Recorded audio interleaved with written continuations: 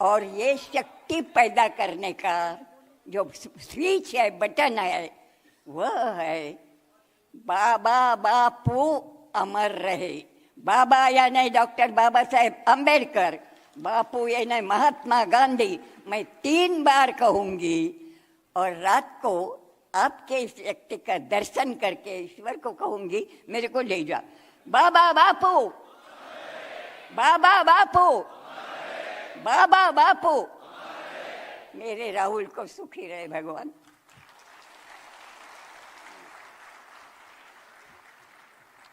बहुत बहुत धन्यवाद। अब मैं पूरे भारत के जन जन के नेता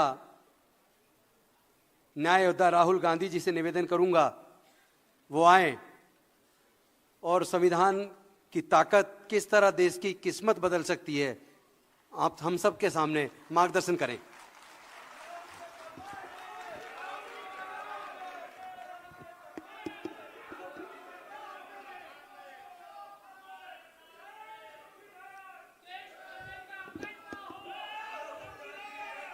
संविधान के सम्मान में, संविधान के सम्मान में, संविधान के सम्मान में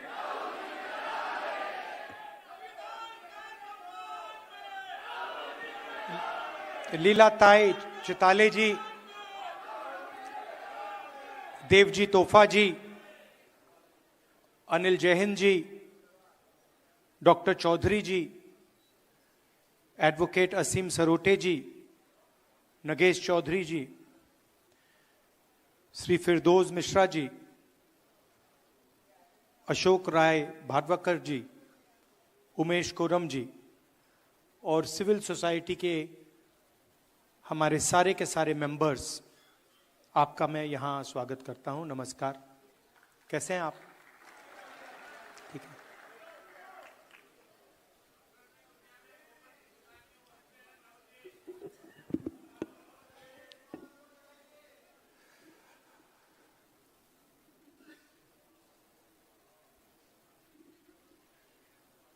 ऐसे अब हम 3-4 सम्मेलन कर चुके हैं।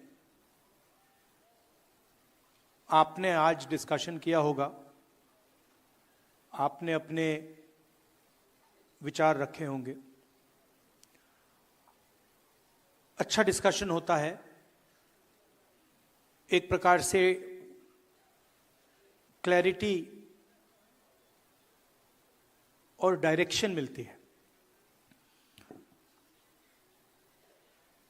अभी आपने अंबेडकर जी और गांधी जी की बात की और हर सम्मेलन में अंबेडकर जी की बात होती है, गांधी जी की बात होती है, शिवाजी महाराज, महात्मा फूले जी, सावित्री फूले जी, संत तुकाराम जी, बहुत सारे नाम हैं, साहू महाराज जी, बिरसा मुंडा जी,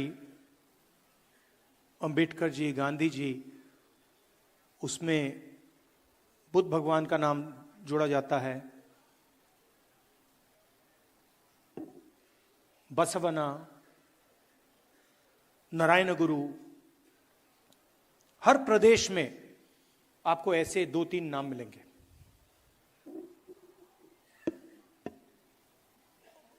और फिर उनकी याद करते हैं हम। गांधी जी अमर रहें, अंबेडकर जी अमर रहें, हाथ जोड़ते हैं उनके सामने, माला लगती है। मगर सच्चाई है कि जब हम अंबेडकर जी की बात कर रहे हैं, गांधी जी की बात कर रहे हैं, तो हम एक व्यक्ति की बात नहीं कर रहे।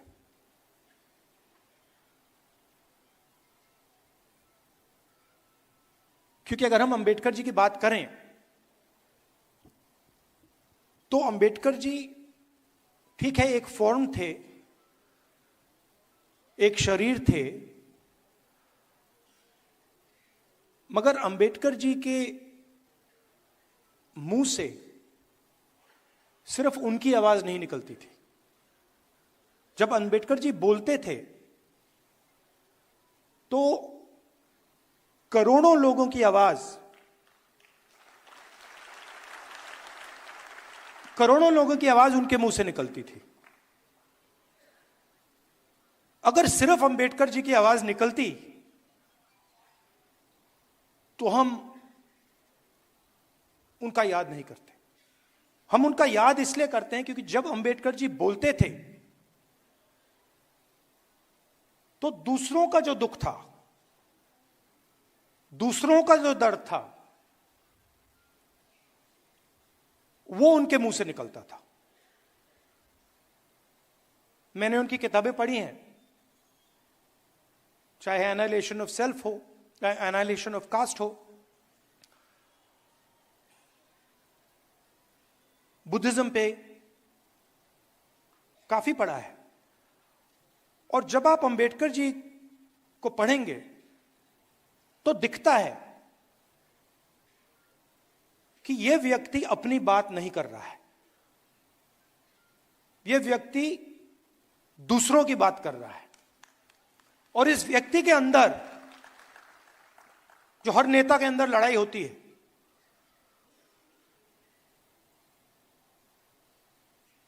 नेता के अंदर क्या लड़ाई होती है? नेता के अंदर मुझ में है, सब में है, मैं क्या चाहता हूं और जनता क्या चाहती है, इसके बीच में टेंशन होती है।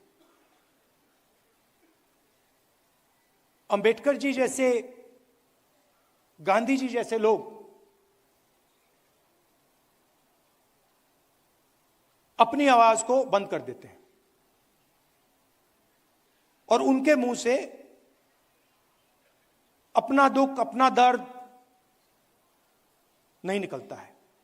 उनके मुंह से दूसरों का दर्द, दूसरों का दुख, दूसरे की आवाज निकलती है। तो जब हमने ये कॉन्स्टिट्यूशन, जब हमने, हिंदुस्तान ने, सिर्फ कांग्रेस पार्टी ने नहीं, सिर्फ महात्मा गांधी, जवाहरलाल नेहरू ने नहीं, हिंदुस्तान ने जब अंबेडकर जी से कहा कि अंबेडकर जी आप इस संविधान को बनाइए, कोऑर्डिनेट कीजिए, तो देश उनसे कह रहा था कि हम चाहते हैं कि इस संविधान में जो इस देश में करोड़ों दलित हैं, जो उनका दर्द है, जो रोज उनको सहना पड़ता है, जो उनका दुख है, वो दुख, वो आवाज इस कॉन्स्टिट्यूशन में गूंजनी चाहिए। और वो काम अंबेडकर जी ने किया। अब लोग कहते हैं कि अंबेडकर जी ने ये कॉन्स्टिट्यूशन आजादी के एकदम बाद बनाया। तो मैं आपसे पूछना चाहता हूं, क्या इस कॉन्स्टिट्यूशन में फूले जी की आवाज नहीं है? इसमें बुद्ध भगवान की आवाज नहीं है?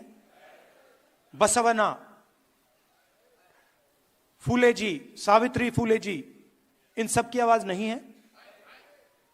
तो ये जो है, जिसकी आज हम रक्षा कर रहे हैं, ये हजारों साल पुरानी किताब है। इसके अंदर जो सोच है, ये एक, हम कह सकते हैं कि ये मॉडर्न वर्जन है। 20th सेंचुरी का वर्जन है, मगर इसमें जो सोच है वो हजारों साल पुरानी है।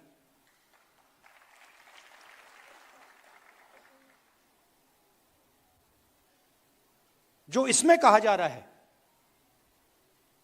वही बुद्ध भगवान ने कहा, वही अशोक ने कहा, वही इन सब महापुरुषों ने कहा, वही अंबेडकर जी ने कहा, वही गांधी जी ने कहा। और इसके पीछे हिंदुस्तान का एक विजन है। यह सिर्फ एक किताब नहीं है, यह एक जीने का तरीका है, मरने का तरीका है, कि अगर हम जिएंगे, देश में जिएंगे, तो एक दूसरे का आदर करेंगे, रिस्पेक्ट करेंगे, और जितनी जगह हम चाहते हैं उतनी ही जगह हम दूसरे को देने के लिए तैयार होंगे। इसमें कहीं नहीं लिखा कि एक व्यक्ति हिंदुस्तान की पूरा धन, हिंदुस्तान की पूरी शक्ति, हिंदुस्तान का भविष्य छीन सकता है। इसमें लिखा है कि समानता होनी चाहिए, वन मैन वन वोट होना चाहिए, सबका आदर होना चाहिए, हर धर्म का आदर होना चाहिए, हर जात का, हर प्रदेश का, हर भाषा का आदर होना चाहिए। तो जब आरएसएस के लोग, बीजेपी के लोग इस पर आक्रमण करते हैं, तो सिर्फ इस किताब पर नहीं कर रहे हैं आक्रमण,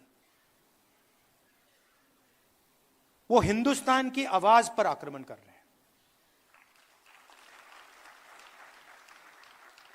कॉन्स्टिट्यूशन से हमारे इंस्टीट्यूशंस बनते हैं, सरकार के अलग अलग संस्थाएं बनती हैं, इलेक्शन कमीशन बनता है। अगर कॉन्स्टिट्यूशन नहीं होता, ये नहीं होता, तो इलेक्शन कमीशन नहीं होता। राजाओं महाराजाओं के पास इलेक्शन कमीशन नहीं होता था।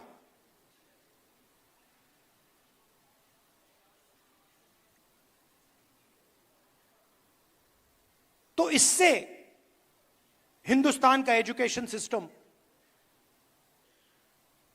IIT, IIM, primary education system, secondary education system, ये सब निकलता है। पब्लिक अस्पताल यहां से आते हैं। इसको आप मिटा दीजिए, आपको एक पब्लिक अस्पताल नहीं मिलेगा, एक पब्लिक स्कूल नहीं मिलेगा, एक पब्लिक कॉलेज नहीं मिलेगा, सब गायब हो जाएगा।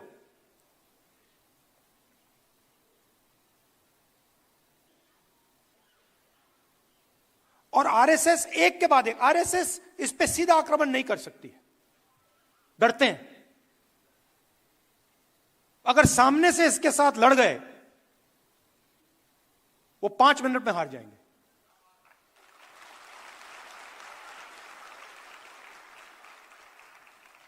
सामने से नहीं आ सकते। वो जानते हैं कि जिस दिन वो सामने से आ गए,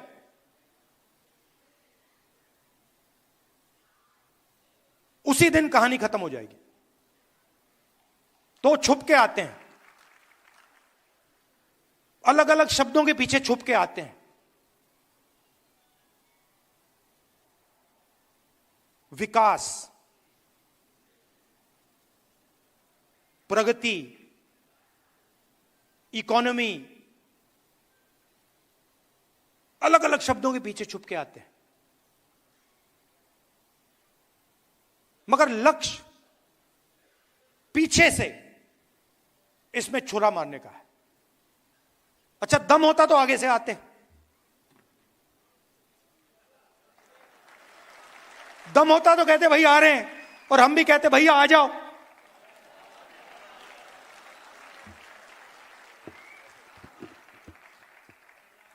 किसी ने बहुत अच्छी बात बोली मुझे 2-3 दिन पहले, अगर गीदड़ किसी जानवर को गला पकड़ के मारता है तो वो शेर नहीं बन जाता है।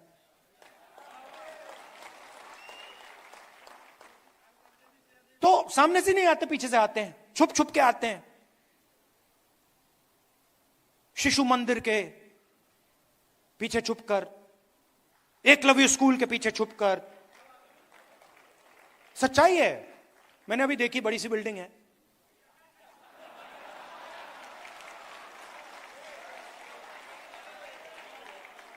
हजारों करोड़ की होगी जमीन। ये शिशु मंदिर का पैसा आया कहां से? ये मध्य प्रदेश की सरकार का पैसा है, राजस्थान की सरकार का पैसा है, बाकी प्रदेशों की सरकार का पैसा है, नेशनल हाईवे का पैसा है। उसको आप कह सकते हो विकास का पैसा है, गुजरात मॉडल का पैसा है, अंबानी अदानी का पैसा है। तो बीच में राहुल गांधी की आवाज नहीं, बीच में से एक और आवाज निकली। नहीं, वो दूसरी है, वो दूसरी वाली है। मगर बीच में मैं सुन रहा था। अब मेरा काम जनता की आवाज सुनने का है, तो मैं सुन रहा था। और पहले एक छोटी सी आवाज आई, छोटी सी थी, जाति जनगणना।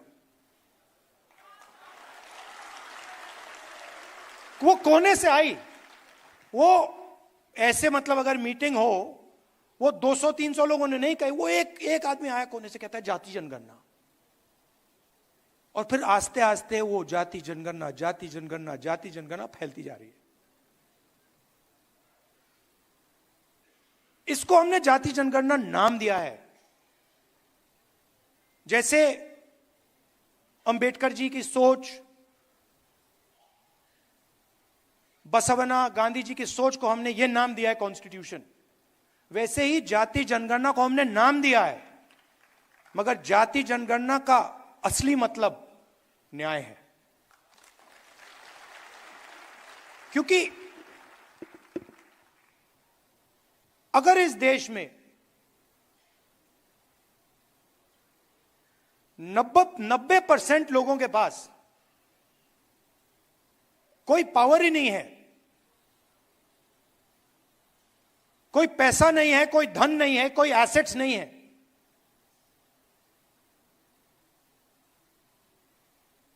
तो उनका क्या मतलब है? आपने कहा,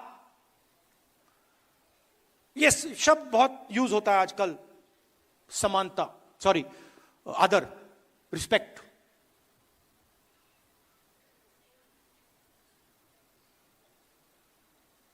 मेरी सोच है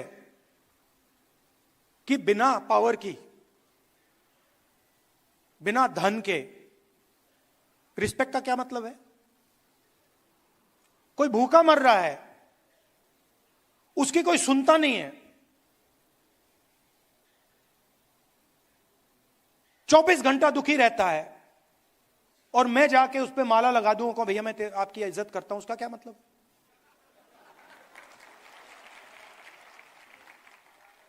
उससे अच्छा उसे शक्ति दो, उसके लिए रास्ते खोलो, उसको थोड़ा सा धन दिलवाओ, उसको थोड़ी पावर दो, और फिर आपकी रिस्पेक्ट की जरूरत ही नहीं पड़ेगी। फिर वो अपने आप रिस्पेक्ट ले जाएगा, है ना?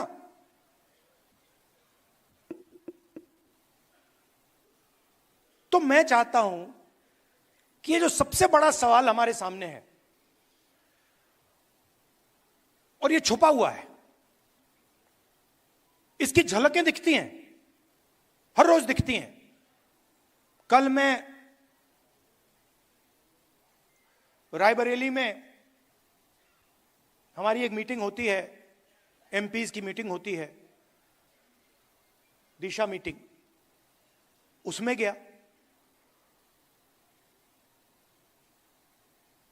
गलती से मैंने कह दिया, भैया ये जो सब अफसर हैं, अपना परिचय कर दीजिए।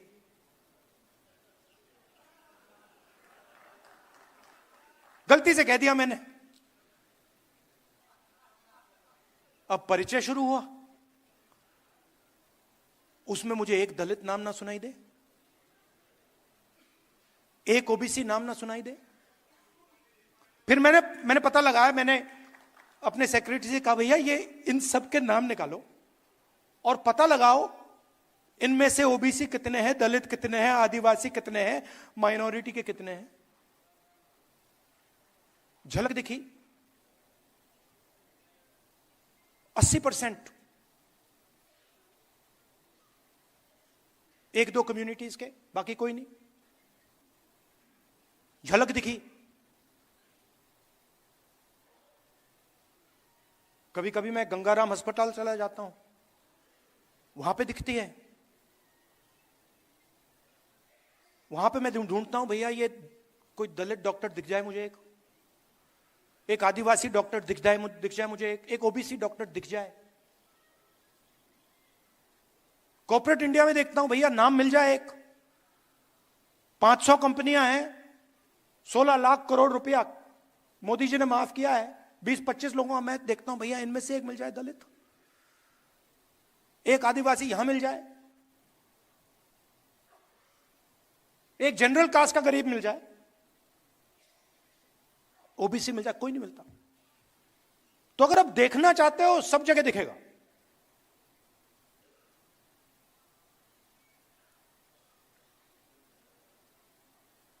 जुडिशरी में हाई कोर्ट्स देख लीजिए,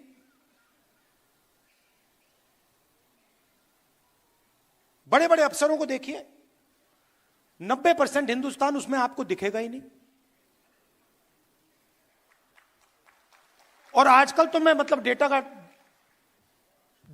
का टाइम है, मैं तो निकालता रहता हूं, मेरे पास लिस्ट है, कभी मैं आपको दिखा दूंगा, चौंक जाओगे आप लोग, ये हो क्या रहा है।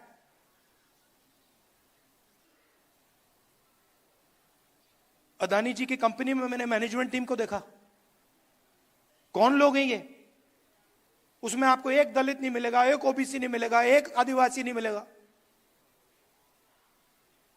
5% लोग हिंदुस्तान को चला रहे हैं। स्टॉक मार्केट ऊपर जाती है, वही 5% को फायदा होता है। पॉलिसी बनती है, उन्हीं 5% का फायदा होता है। 16 लाख करोड़ रुपए उनके माफ हो जाते, कोई चू नहीं बोलता।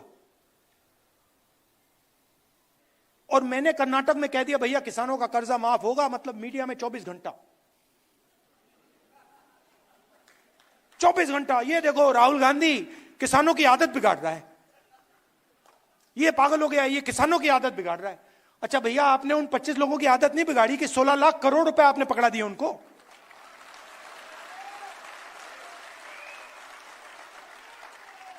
तो जहां भी कोई 90% की बात करे वो आदत बिगाड़ना है। अलग अलग शब्द यूज होते हैं। किसान अगर अपना बैंक लोन वापस ना दे, उसको लाठी मार के जेल में डाल देते हैं, कहते हैं डिफॉल्टर हो तुम, कहते हैं ना। और अदानी जी 1 लाख करोड़ रुपए वापस ना दे तो उसको क्या कहते हैं,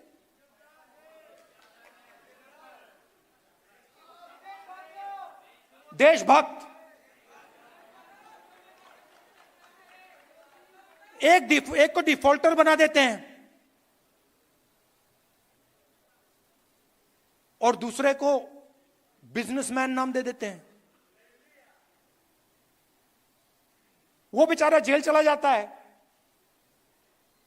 और ये प्राइवेट हवाई जहाज में मतलब विदेश जाता है। और इसको हिंदुस्तान में हम विकास कहते हैं। प्रगति, डेवलपमेंट, विकास, ये शब्द हैं। अरे भाई किसका विकास, किसकी प्रगति, किसका डेवलपमेंट, ये भी बता दो।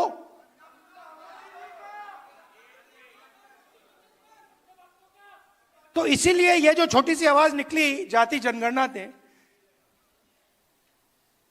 इसने मोदी जी की नींद बंद कर दी। नहीं मेरे वजह से नहीं हुआ भैया, मैंने जो आपको बोला ये मेरा काम, मैं एम्पलीफायर हूं।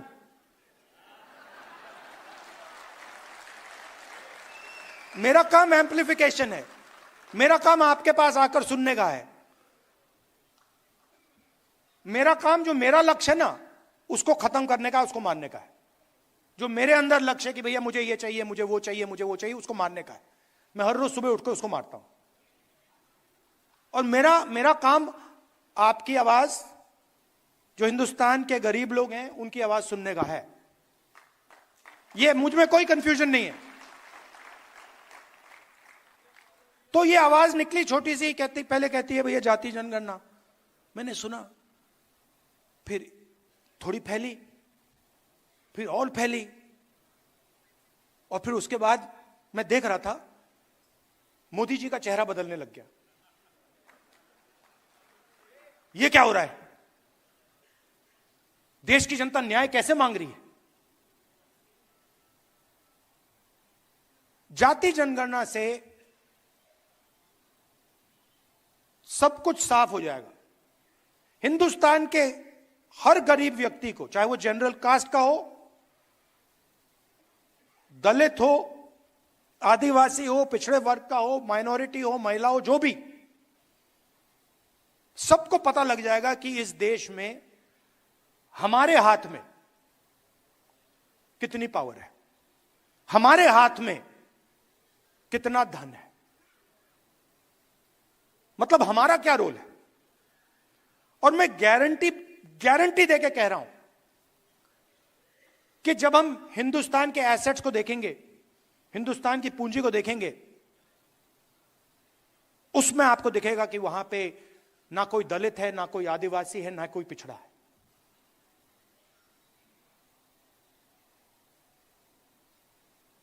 और ये जो जाति जनगणना है, ये जैसे मैंने आपसे कहा, ये किताब नहीं है, ये जीने का तरीका है, ये फिलॉसफी ऑफ लाइफ है। वैसे ही जाति जनगणना एक डेवलपमेंट का पैराडाइम है, एक डेवलपमेंट का तरीका है। कुछ दिन पहले एक दुनिया में एक बहुत बड़ा इकोनॉमिस्ट है, नाम नहीं लूंगा, वो इनइक्वालिटी पे काम करता है। तो मेरी उसके साथ बात हुई, मैंने उससे पूछा, वो प्रेजेंटेशन दिया उसने मुझे, और उसने मुझे कहा, राहुल, हिंदुस्तान दुनिया में सबसे अनइक्वल देशों में है। और फिर मैंने उनसे कहा, भैया आप एक बात बताइए, आपने हिंदुस्तान की एनालिसिस कर दी, आपने प्रेजेंटेशन दे दिया मुझे, मगर इस पूरे प्रेजेंटेशन में आपने एक बार जात शब्द का प्रयोग नहीं किया। मतलब जो इनइक्वालिटी का सोर्स है, जहां से इनइक्वालिटी निकल रही है, उसकी तो आपने चर्चा ही नहीं की।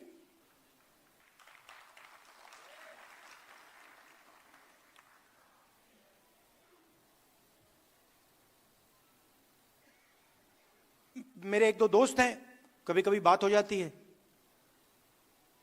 जनरल कास्ट के लोग हैं। तो एक दिन मेरा एक दोस्त कहता है, मुझे तो जात नहीं दिखती। मैंने कहा, तुझे कहां से दिखेगी?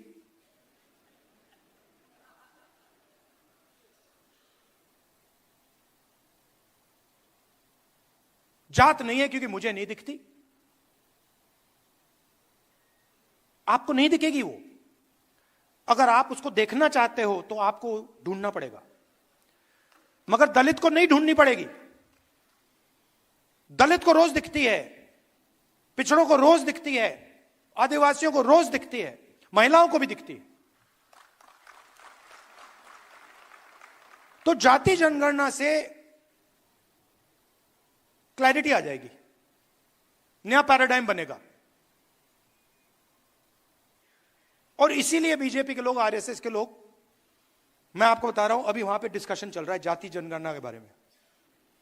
बड़ी मीटिंग चल रही है, क्या पोजीशन लें, क्या कहना चाहिए। मैं कहना चाहता हूं, कुछ भी कर लो, जाति जनगणना होने वाला है। आपको जो डिस्कशन करने हैं, मीडिया में जो लिखवाना है लिखवा लो। हिंदुस्तान की जनता ने निर्णय ले लिया है, जाति जनगणना होगा और ये 50% वाली जो आपने बना रखी है दीवार, इसको तोड़ा जाएगा।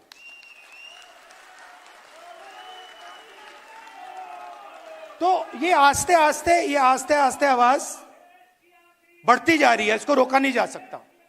हमारा काम आपका काम एम्प्लीफिकेशन का है, समझाने का है कि देखिए जाति जनगणना से संविधान बचेगा। अगर जनता को पता लग गया कि उनके साथ क्या अन्याय हो रहा है, तो वो एकदम इस किताब को पकड़ लेंगे और इसकी ये बच जाएगा। तो आप एम्पलीफायर हो, मैं भी एम्पलीफायर हूं, आप भी एम्पलीफायर हो। हमें देश को बताना है कि गरीबों के साथ, 90% लोगों के साथ इस देश में अन्याय हो रहा है, रोज होता है, और उसके खिलाफ हम सब लड़ रहे हैं। और पहले 2 कदम जाति जनगणना और 50% की दीवार, यह है। अब मोदी जी कहते हैं, आपने सुना होगा, जब भी मैं जाति जनगणना की बात करता हूं, मोदी जी कहते हैं देखिए राहुल गांधी देश को बांटने की कोशिश कर रहा है, कहते हैं ना। मैं देश को बता रहा हूं कि 90% लोग इस देश की प्रगति में शामिल ही नहीं है। मैं देश को बता रहा हूं कि कॉर्पोरेट इंडिया में, मीडिया में, जुडिशरी में 90% लोग हैं ही नहीं। 100% करेक्ट। अच्छा, अगर आपको देखना है, अगर आपको आदिवासी, दलित, पिछड़े लोग देखने हैं, मैं आपको बता दूंगा कहां मिलेंगे। जेल में, मनरेगा की लाइन में, मैन्युअल लेबर में। ये जो सड़कें बनती हैं, ये जो इमारतें बनती हैं, ये जो इमारत बनी है, ये 90% ने बनाई है। ये जो है ये 90% ने बनाया है, मगर इसका फायदा उसको नहीं मिला, इस इमारत का फायदा उसको नहीं मिला। बस तो यही सवाल है, यही सवाल मैं उठा रहा हूं और मुझे बहुत अच्छा लग रहा है, मजे आ रहे हैं मुझे। जहां भी जाता हूं मैं, मतलब खुशी से जाता हूं, आप जैसे लोगों से मिलता हूं। थिंकिंग एक ही है, आप मुझे समझते हो, मैं आपको समझता हूं। मतलब मैंने इतना लंबा भाषण दे दिया, मैं आपको कह रहा हूं अगर मैं यहां आके 2 मिनट बोल देता आप समझ जाते। जो मैंने आधे घंटे में बोला है आप 5 सेकंड में समझ जाओगे। सही पकड़े, आपकी नियत मेरी नियत साफ है।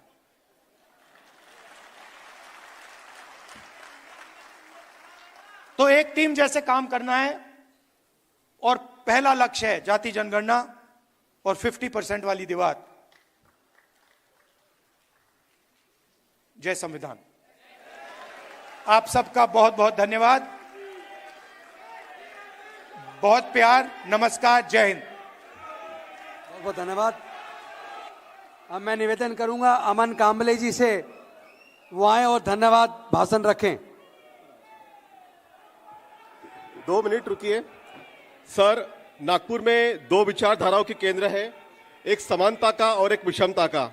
नागपुर में आज संविधान सम्मेलन के माध्यम से माननीय राहुल गांधी जी ने विषमता के विरुद्ध समानता की आवाज बुलंद की है, सामाजिक न्याय की, देश के संविधान की और देश के तमाम लोगों की आवाज बुलंद की है। इसके लिए बहुत बहुत सर आपका आभार, साधुवाद और मंगल कामना।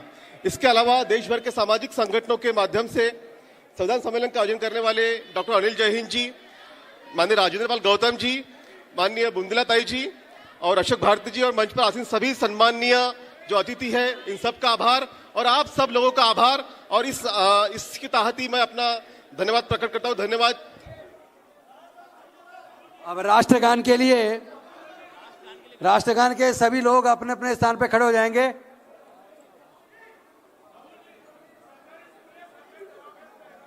राष्ट्रगान के लिए मन अधिनायक जय हे भारत भाग्य विधाता, पंजाब सिंध गुजरात मराठा द्राविड़ उत्कल बंगा, विंध्य हिमाचल यमुना गंगा उच्चल जलधि तरंगा, तव शुभ नामे जागे तव शुभ आशीष मांगे, गाहे तव जय गाथा, जन गण मंगलदायक जय हे भारत भाग्य